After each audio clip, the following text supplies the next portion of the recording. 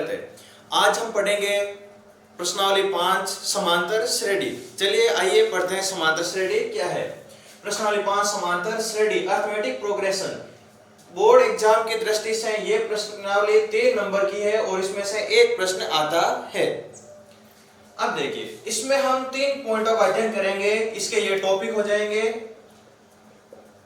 इस प्रश्नावली के 3 टॉपिक हैं। इसमें हम 3 स्थितियों की जानकारी लेंगे।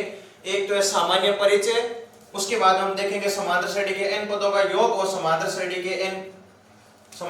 का n पद, समांतर श्रेणी का nवां पद और समांतर श्रेणी के n पदों का योग, इनके बारे में हम जानकारी लेंगे। तो सबसे पहले हम सामान्य परिचय में देखेंगे कि क्रम क्या होता है, अनुक्रम क्या होता है, और फिर समांतर अनुक्रम या समांतर श्रेणी क्या होती है, और उसके बाद में समांतर श्रेणी क्या होती है, इसके बारे में हम जानकारी लेंगे।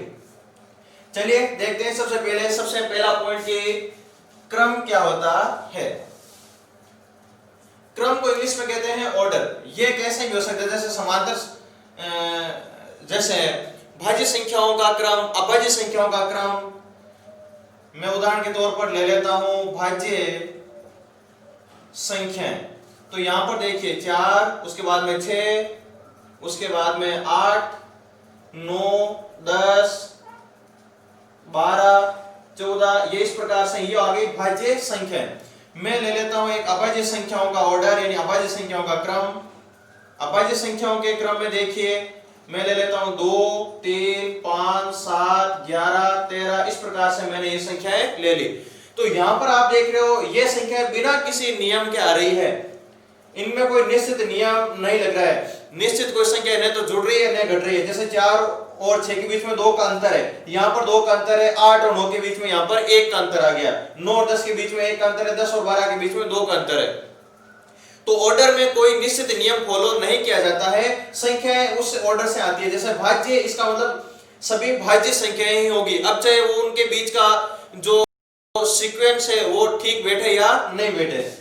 अभाज्य संख्याएं ये इस प्रकार की बिना किसी निश्चित संख्या के जुड़ने या घटने से ये संख्याएं हमें मिलती जाती है। अब बात आती है कि अनुक्रम क्या होता है। अनुक्रम को इंग्लिश में हम कहते हैं सीक्वेंस, एक परंपरा।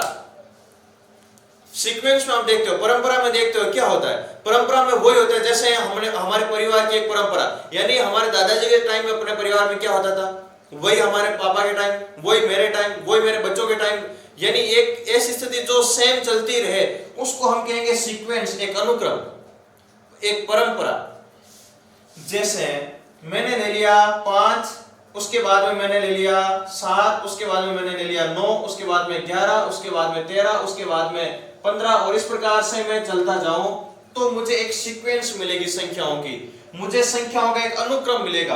अनुक्रम का मतलब होता है संख्याओं का एक ऐसा क्रम। अनु का मतलब होता है पीछे।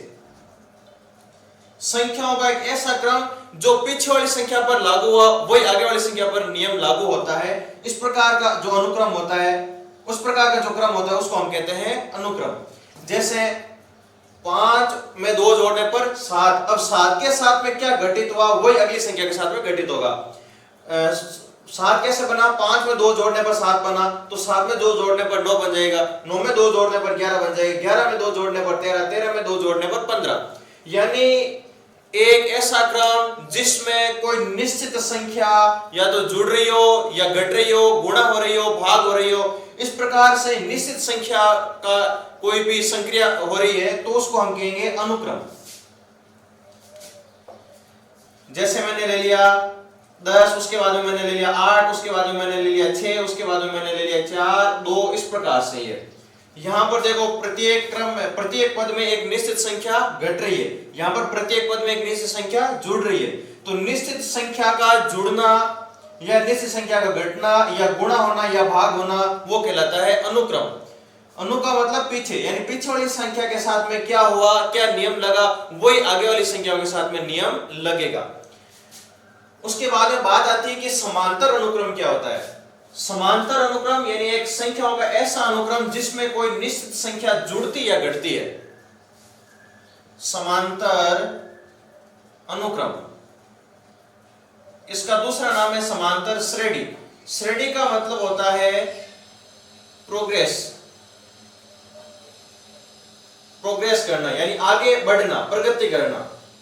समांतर श्रेणी संख्याओं का एक ऐसा अनुक्रम जिसमें कोई निश्चित संख्या या तो जुड़ती है या घटती है, उसको हम कहते हैं समांतर श्रेणी। जैसे मैंने ले लिया 7, उसके बाद में मैंने ले लिया 11, 11 के बाद में 15, 19, उसके बाद में मैंने ले लिया आगे वाली संख्या 23, इस प्रकार से। तो यहां पर देखो 7 में 4 जोड़ा तो 11, 11 में 4 जोड़ा तो 15, 15 में 4 जोड़ा तो 19, 19 में 4 जोड़ा तो 23, इस प्रकार से आगे प्रत्येक पद में देखो एक निश्चित संख्या जुड़ रही है, ऐड हो रही है। और यदि निश्चित संख्या घटे, जैसे मैं ऐसे लिख दूं 23, उसके बाद में 19, उसके बाद में 15, उसके बाद में 11, उसके बाद में 7, आगे डॉट डॉट डॉट, तो यहां पर देखो प्रत्येक पद में एक निश्चित संख्या घट रही है। तो एक संख्याओं का ऐसा अनुक्रम जिसमें कोई निश्चित संख्या या तो जुड़े या घटे, उस अनुक्रम को हम कहेंगे समांतर अनुक्रम या फिर समांतर श्रेणी। ये आगे संख्याएं बढ़ती जाती है, आगे खूब आगे तक चली जाती है, अनंत तक भी जा सकती है और एक परिमित रूप में भी हो सकती है। तो हम सामान्यतः जो समांतर अनुक्रम कहते हैं या समांतर श्रेणी कहते हैं, ये होता है संख्याओं का एक परिमित रूप, एक संख्याओं की एक परिमित श्रेणी को हम समांतर श्रेणी कहते हैं। परिमित का मतलब हो गया कि यहाँ पर ये प्रोग्रेस करती है, अर्थमेटिक प्रोग्रेशन, इसको इंग्लिश में कहते हैं अर्थमेटिक प्रोग्रेशन। ये प्रगति करती है, आगे बढ़ती, आगे चली जाती है, चली जाती है, चली जाती है, अनंत तक चली जाती है। लेकिन हम अनंत तक पहुंच नहीं सकते, इसलिए हमें कहां तक आवश्यकता होती है उसके अनुसार हम इन संख्याओं को लेते हैं। इसलिए सामान्यतः हम अनंत नहीं, संख्याओं की एक परिमित जो श्रेणी होती है, परिमित अनुक्रम होता है, उसको हम कहते हैं समांतर श्रेणी या समांतर अनुक्रम। इसके बाद में बात आती है कि समांतर श्रेणी क्या होती है। समांतर श्रेणी यही होती है यदि आप समांतर श्रेणी के किन्हीं निश्चित पदों का योग रूप लिख दो तो उसको हम कहेंगे समांतर श्रेणी। श्रेणी को इंग्लिश में कहते हैं सीरीज। योग रूप देखिए, जैसे 2 + 4 + 6 + 8 + 10, ये इस प्रकार से। मैंने कितनी संख्या ले ली, एक आपके पास में एक अर्थमेटिक प्रोग्रेशन थी, एक एपी थी, एक समांतर श्रेणी थी, 2, 4, 6, 8, 10, 12, 14, 16, 18, इस प्रकार से खूब सारी। लेकिन मैंने क्या किया, इतने पदों का योग ले लिया। एक समांतर श्रेणी के परिमित पदों का यानी एक निश्चित पदों का मैं योग रूप लिख देता हूं, तो ये जो रूप है ये रूप कहलाएगा अर्थमेटिक सीरीज। सीरीज का मतलब होता है संख्याओं की एक श्रृंखला जिसमें हम विभिन्न पदों को आपस में जोड़ते हैं। एक अनुक्रम के विभिन्न पदों को हम आपस में जोड़ते हैं तो उसको हम कहेंगे समांतर श्रेणी। तो ये था आज का अपना टॉपिक, क्रम, अनुक्रम, समांतर अनुक्रम या समांतर श्रेणी और समांतर श्रेणी। श्रेणी को इंग्लिश में कहते हैं सीरीज। सीरीज और सीरियल दोनों अलग अलग है। सीरीज को आप कहीं से भी शुरू कर सकते हो, जबकि सीरियल में आपको एक एक आपको देखना पड़ेगा। पहला सीरियल यदि आपने नहीं देखा है तो आपको दूसरा सीरियल समझ में नहीं आएगा। यानी सीरियल में आपको प्रत्येक एपिसोड आपको देखना होता है, जबकि सीरीज आप कहीं से भी शुरू कर सकते हो। ये आपस में कनेक्टेड तो होती है लेकिन आप इनको कहीं से भी शुरू करके समझ सकते हो आसानी से। जैसे मैं कहता हूं एक कोई किताब है, जैसे विज्ञान की किताब है, उसके 3 वॉल्यूम है, मान लीजिए 3 भाग है। एक तो बायोलॉजी का भाग हो गया, जंतु विज्ञान, एक हो गया वनस्पति विज्ञान, और एक कोई और भाग ले लेते हैं बायोकेमिस्ट्री का भाग। तो उनको आप तीनों को अलग अलग पढ़ सकते हो, लेकिन वो तीनों बायोलॉजी के भाग हैं, तो वो एक ही सीरीज के हैं। जबकि आप एक कोई पाचन तंत्र पढ़ रहे हो तो अब पाचन तंत्र में आप विभिन्न पदों को पढ़ रहे हो और बीच में यदि आपने कोई श्वसन तंत्र का पद पढ़ लिया है तो वो एक क्रम सही नहीं बैठेगा। तो पाचन तंत्र के विभिन्न पद है, उनको आप एक सीरियल से पढ़ोगे। तो सीरियल और सीरीज में ये मुख्यतः अंतर रहता है। आइए अब हम पढ़ते हैं समांतर श्रेणी के सामान्य या मानक रूप के बारे में। मानक रूप किसका? एपी का। अरिथमेटिक प्रोग्रेशन समांतर श्रेणी का मानक रूप, या फिर इसको हम कहते हैं व्यापक रूप। अब ये क्या होता है देखिए, जैसे मैंने एक समांतर श्रेणी लिख दी 2 4 6 8 10 12 14, इस प्रकार से मैंने एक समांतर श्रेणी लिख दी।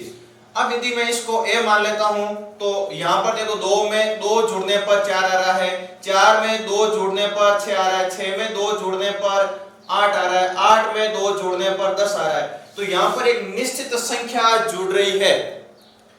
जो निश्चित संख्या जुड़ती या घटती है, यानी दो पदों के बीच का जो निश्चित अंतर है वो हर जगह समान रहता है। यहां पर अंतर 2 का, यहां पर भी 2 का अंतर, यहां पर भी 2 का अंतर, यहां पर भी 2 का अंतर, सब जगह अंतर समान है।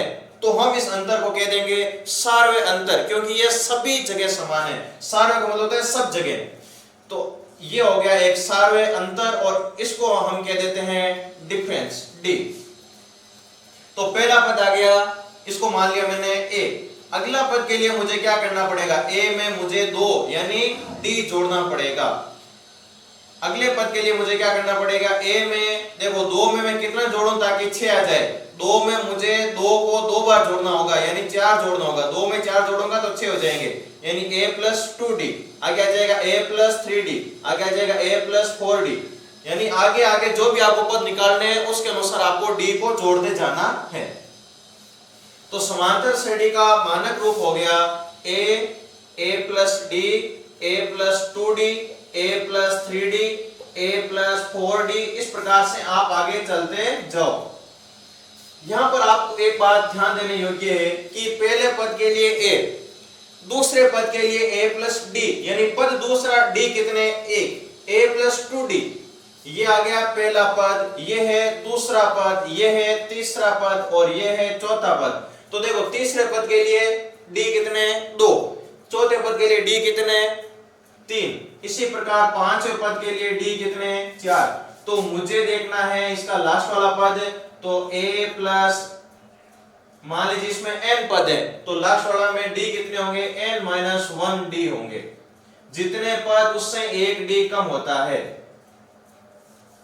ये पांचवा पद, ये चौथा पद, ये है तीसरा पद, और ये है दूसरा पद, और ये है पहला पद। पहले पद को a1, दूसरे को a2, तीसरे को a3, चौथे को a4, पांचवे को a5, और लास्ट वाले पद को मैंने लिख दिया an। तो जितने पद होते हैं d उससे एक कम होता है। n पद है तो d हो जाएगा एक कम, यानी n माइनस 1 इंटू d। तो समांतर श्रेणी का nवां पद, AP का nवां पद। अब देखिए nवां पद, an का सूत्र क्या आ गया वहां पर? a plus n minus 1 into d। अब d क्या होता है? d होता है क्रमागत दो पदों के बीच का अंतर, यानी a2 माइनस a1। ये हो जाएगा d का मान। अब है समांतर श्रेणी। समांतर श्रेणी के n पदों का योग। समांतर श्रेणी के n पदों का योग Sn। S का मतलब होता है सम, सम का मतलब होता है योगफल, सम ऑफ n नंबर्स या n टर्म्स। Sn बराबर होता है n बटा 2 2a plus n minus 1 into d। इसको आप ऐसे भी लिख सकते हो n बटा 2, 2a को आप लिख सकते हो a प्लस a, और प्लस में n minus 1 into d। 2a, a और a कितने हो जाते हैं? 2a हो जाते हैं। अब देखिए यहाँ पर n बटा 2, यहाँ पर a, और आगे देखो a plus n minus 1 into D. ये किसका फॉर्मूला बन गया? a plus n minus 1 into D. ये फॉर्मूला बन गया है अंतिम पद का, an का। तो यदि आपको अंतिम पद दिया हुआ किसी समांतर श्रेणी का, तो आप डायरेक्ट ये सूत्र लगा सकते हो, n बटा 2 a प्लस अंतिम को आप लास्ट l से भी लिख सकते हो।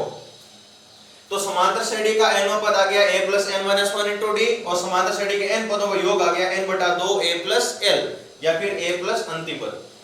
अब बात आती है कि यदि समांतर श्रेणी, ये तो था आगे से, यदि आपको समांतर श्रेणी से के पीछे से कोई पद ज्ञात करना हो, आपको समांतर श्रेणी उल्टी दे रखी हो, इस प्रकार की दे रखो 8 6, मान लीजिए ये इस प्रकार की थी पहले 2 4 6 8 10 12 और उसके बाद में 14। अब यदि आपको पीछे से कोई पद ज्ञात करना है तो आप कैसे याद करेंगे? देखो जब हम शुरुआत से पद ज्ञात करते हैं तो हम क्या लिखते हैं, a plus n minus 1 into D. यदि आपको पीछे से ज्ञात करना है ap का nवां पद अंतिम से nवां पद, तो आपको यदि शुरुआत से लेते हैं तो पहले पद से शुरुआत करते हैं, अंतिम से लेना तो आप अंतिम पद से शुरुआत करोगे यानी an से शुरुआत करोगे और आगे बढ़ोगे तो प्लस वापस आओगे पीछे की तरफ हो जाएगा minus n minus 1 into D. ये सूत्र रहेगा, इसको भी याद रखना, an minus n minus 1 into D. ये सूत्र है, किसी भी समांतर श्रेणी के पीछे से कोई पद ज्ञात करना है तो ये सूत्र लगाएंगे, और यदि किसी समांतर श्रेणी का कोई पद ज्ञात करना है इसका मतलब हमें आगे से ज्ञात करना है तो आपको ये सूत्र लगाना है। अब कभी कभी आपको प्रश्न पूछा जाता है कि किसी समांतर श्रेणी के 3 पदों का योग इतना है या फिर 4 पदों का योग इतना है या फिर 6 पदों का योग इतना, इस प्रकार का प्रश्न दिया रहता है तो हमें पद किस प्रकार का चयन करना है, हमें पदों को किस प्रकार लेना है। तो एपी के, या फिर मैं यहां पर लिखा देता हूं समांतर श्रेणी के पदों का चयन आप किस प्रकार करोगे। यदि आपको दे रखा है कि 3 पद है तो आप उन 3 पदों को क्या मानोगे, उन 3 पदों को आप मान लोगे a माइनस डी, a और a प्लस डी। हमने इस प्रकार के क्यों माने, हम क्योंकि प्रश्न एक ही है, समस्या एक ही है। जब कोई भी समस्या का मतलब प्रश्न है, जब प्रश्न एक ही होता है तो उस एक प्रश्न में आप अधिकतम एक अज्ञात राशि को ज्ञात कर सकते हो। यदि एक ही प्रश्न में, एक ही समस्या में 2 अज्ञात राशि है तो उनका मान आप ज्ञात नहीं कर सकते। 2 अज्ञात राशियों के लिए आपके पास में 2 अलग अलग स्थितियां होनी चाहिए, उनसे 2 समीकरण बनेंगे, फिर हम उनको हल करेंगे। तो हमारे सामने एक ही प्रश्न होगा तो हम चाहते हैं कि हमारे सामने एक ही अज्ञात राशि रहे, तो यदि इनका हम योग करेंगे तो देखो प्लस का डी माइनस का डी कट जाएगा, बचेगा क्या a और a, ये 3 है, यानी केवल आपके सामने एक ही अज्ञात राशि बची है। तो इस प्रकार से आपको पदों का चयन करना है ताकि एक ही अज्ञात राशि रहे, a माइनस डी, a और a प्लस डी। यदि आपको 3 पदों का योग दे रखा है और आपको a और d ज्ञात करना है तो आप ये सूत्र लगाओगे। यदि आपको दे रखा है कि 4 पदों का योग है तो आप क्या लिखोगे, a माइनस 3d, उसके बाद में आप लिख देना a माइनस डी, उसके बाद में आप लिख देना a प्लस डी और उसके बाद में लिख देना a प्लस 3d। यहां पर देखो 1 2 3 और 4 पद है, ये हमेशा ध्यान रहना चाहिए, ये पद समांतर श्रेणी में होने चाहिए।